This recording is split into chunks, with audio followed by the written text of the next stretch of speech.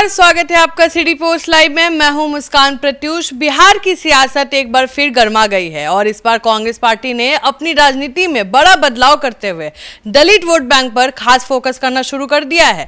आगामी चुनाव को देखते हुए कांग्रेस ने दलित समुदाय को साधना की कोशिश तेज कर दी है। पार्टी के वरिष्ठ नेता लगातार दलित इलाकों में दौरा कर रहे हैं और सामाजिक न्याय और सम्मान की बातें कर रहे हैं।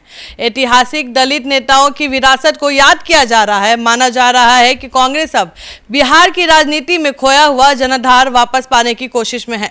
इसके साथ ही दलितों के लिए अलग योजनाएं, आरक्षण के मुद्दे और संविधान को बचाने का नारा एक बार फिर से जोर पकड़ रहा है। इस पर बातचीत करने के लिए हमारे साथ जुड़े हैं हमारे डायरेक्टर सिटी पोस्ट के श्रीकांत प्रत्यूष। सर, पहला सवाल है कि कांग्रेस दलित पे काफी फोकस कर रहा है, क्यों?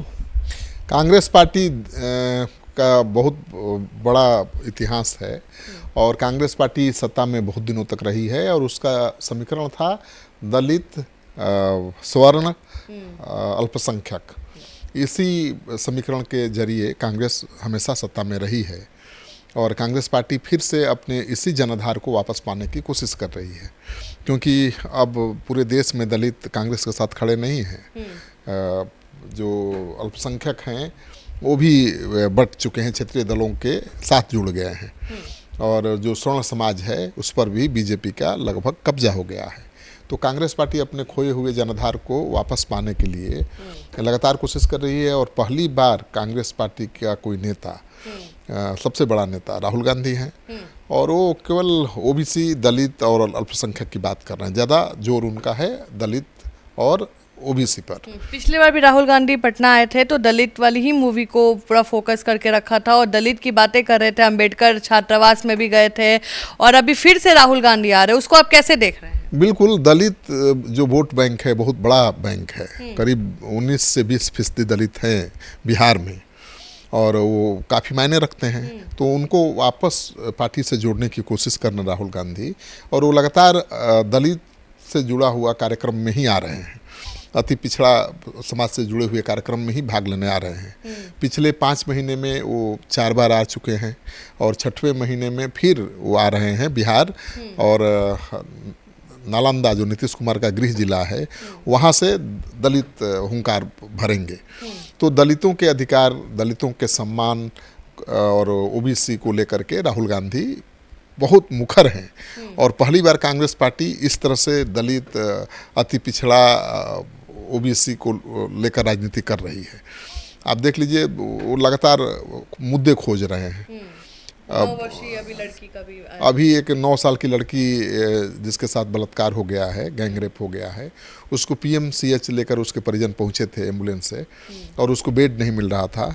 तो इसको भी लपक लिया कांग्रेस पार्टी ने। कांग्रेस पार्टी के प्रदेश अध्यक्ष जो खुद दलित हैं वो दौड़े दौड़े पहुंच गए पीएमसीएच।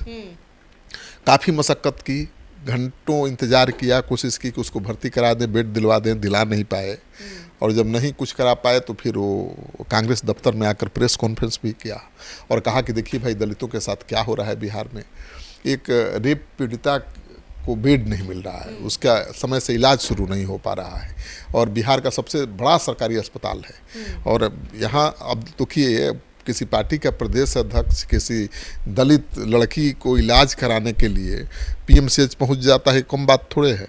ऐसा तो कभी नहीं देखा था। तो चुनाव है तो दलित प्रेम जगह है सबका और छोटे छोटे मुद्दों को भी कांग्रेस गंवाना नहीं चाहती है। कांग्रेस पार्टी के कार्यकर्ता नेता हर जगह आंख खोलकर टकटकी लगाए हुए हैं कि कहाँ दलित के साथ अन्याय हो रहा है, कहाँ किसी दलित लड़की के साथ रेप हुआ है, कहाँ किसी दलित को पीटा गया है, और तुरंत पहुंच जाते हैं। तो दलितों के साथ खड़ा होने का संदेश देना चाहती है कांग्रेस कि हम बहुत मजबूती से आपके साथ खड़े हैं और दलितों पर अत्याचार के मुद्दे को खूब बढ़ा चढ़ाकर कांग्रेस पार्टी दिखा रही है और उनको न्याय दिलाने का भरोसा दे रही है। अब राहुल गांधी आए, पहुंच गए दरभंगा, आपको पता ही है, अंबेडकर आवास छात्रावास में उनको रोका गया, परमिशन नहीं मिला, फिर भी नहीं माने, गए, छात्रों के साथ संवाद किया। कांग्रेस पार्टी ने अपने 500 से ज़्यादा नेताओं को बिहार के सभी दलित छात्रावासों में उतार दिया था। राहुल गांधी अकेले थोड़े आए थे, 60-70 से ज़्यादा बड़े नेता, राष्ट्रीय स्तर के नेता 60 नेता साथ नहीं, बिहार के हर दलित छात्रावास में पहुंचे हुए थे। राहुल गांधी तो दरभंगा में थे, लेकिन उनकी पार्टी के तमाम नेता किसी न किसी दलित छात्रावास में थे और उनके साथ संवाद कर रहे थे।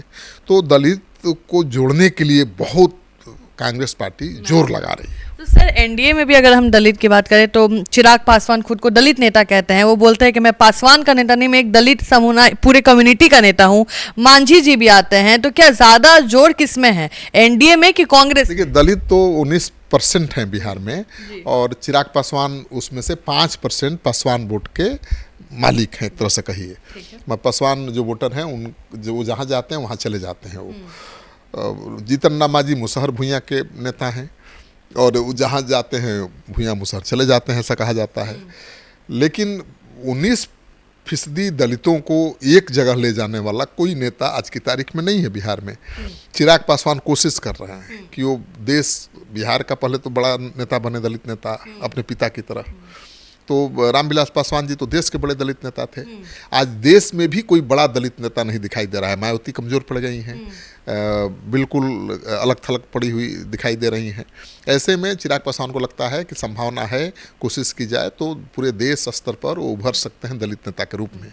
और वो भीम संवाद कर रहे हैं बिहार में, वो भी नालंदा से ही दलित समागम कर रहे हैं। तो कोशिश तो है, लेकिन कोशिश कितनी कामयाब होगी ये कहना बड़ा मुश्किल है, क्योंकि दलित वोट बैंक में बहुत भारी डिवीज़न है। नीतीश कुमार ने महादलित बना दिया था, आपको पता ही है। महादलित आयोग भी बना दिया, तो महादलित नीतीश कुमार के साथ चले गए। पासवान रामविलास पासवान के साथ रह गए और पहले आरोप भी लगाते थे चिराग पासवान और रामविलास पासवान कि उनके वोट बैंक में सेंधमारी करने की कोशिश की गई है, जो दलित हैं उनको बांटने की कोशिश की गई है। अब चिराग पासवान तो सबको लेकर चलना चाहते हैं, तो दलित राजनीति काफ़ी तेज हो गई है। और कांग्रेस की कोशिश यही है कि किसी तरह से राष्ट्रीय पार्टी होने के नाते वो दलितों का भरोसा जीते, क्योंकि पहले तो दलित कांग्रेस के साथ पूरी तरह से खड़े थे। ओबीसी ईबीसी कभी नहीं रहा है कांग्रेस के साथ। कांग्रेस का मेन वोट बैंक रहा है स्वर्ण समाज, अल्पसंख्यक और दलित, और इन्हीं तीन के मदद से कांग्रेस पार्टी दशकों तक सत्ता में रही है। अब वो वोट बैंक डिवाइड हो गया, अल्पसंख्यक क्षेत्रीय दलों के साथ जुड़ गए, क्योंकि उनको लगा कि कांग्रेस कमज़ोर हो गई है, उनके हितों की रक्षा नहीं कर सकती है, बीजेपी से नहीं लड़ सकती है। तो बिहार में लालू जी के साथ हो गए, उत्तर प्रदेश में आपने देखा ही मायावती के साथ हो गए, अल्पसंख्यक या मुलायम के साथ हो गए। लेकिन कांग्रेस की कोशिश है कि जो पुराना वोट बैंक है उसका, दलित, अल्पसंख्यक और स्वर्ण समाज, फिर से वापस आए, तभी बीजेपी को हराया जा सकता है। तो राहुल गांधी लगातार बिहार आ रहे हैं और उनकी पार्टी के नेता लगातार दलित से समाज से जुड़े हुए मुद्दों को उछाल रहे हैं। एक सवाल और उठ रहा है सर कि नालंदा ही जा रहे हैं राहुल गांधी। नीतीश कुमार के गढ़ को बहुत टारगेट किया जाए, कभी चिराग पासवान जाते हैं, कभी प्रशांत किशोर जाते हैं, कभी राहुल गांधी जाते हैं। क्या इसमें नीतीश कुमार को भी कोई खतरा है? देखिए, नीतीश कुमार बिहार की राजनीति में एक बैलेंसिंग फैक्टर हैं और जिसके साथ रहते हैं वही चुनाव जीत जाता है। आज भी देख लीजिए जो परिस्थिति है, एनडीए कितना मजबूत दिखाई दे रहा है। महागठबंधन भी बहुत कमज़ोर नहीं है, क्योंकि तेजस्वी यादव बहुत मजबूत नेता हैं। उनकी पार्टी के पास ठोस जनाधार है। 16%, 17% अल्पसंख्यक उनके साथ खड़े हैं, 14% यादव मजबूती के साथ खड़े हैं। तो उनके पास सॉलिड 32% वोट बैंक। इतना वोट तो एक चंक किसी के पास है ही नहीं। लेकिन उनकी मजबूरी ये है कि उनके साथ दूसरा जाति के लोग नहीं जुड़ पा रहे हैं। अगर उनके साथ दूसरे जाति के लोग जुड़ जाएं, दलित जुड़ जाएं, उनके साथ ओबीसी जुड़ जाए, उनके साथ अति पिछड़ा जुड़ जाए, तो उनको कोई नहीं रोक सकता। तो उनकी भी कोशिश है कि भाई किस तरह से दलित को, ओबीसी ईबीसी को जोड़ा जाए पार्टी से। और कांग्रेस पार्टी भी जोर लगा रही है कि हमारा खोया हुआ जनाधार है उसको वापस पाया जाए। अब किसको कितनी कामयाबी मिलेगी कह पाना मुश्किल है, क्योंकि अभी तो बीजेपी ही कामयाबी के राह पर दिखाई दे रही है पूरे देश में। अब यहाँ क्या होगा ये तो चुनाव के नतीजे के बाद ही पता चलेगा। लेकिन राहुल गांधी पूरा जोर लगा रहे हैं और छोटी छोटी घटनाओं को बड़ा रूप देने की कोशिश कांग्रेस पार्टी के नेता कर रहे हैं। तो आप सुन रहे थे इस पूरे डिबेट को, और आप भी अपना ओपिनियन देना ना भूलें। तब तक के लिए बने रहे हमारे साथ। धन्यवाद।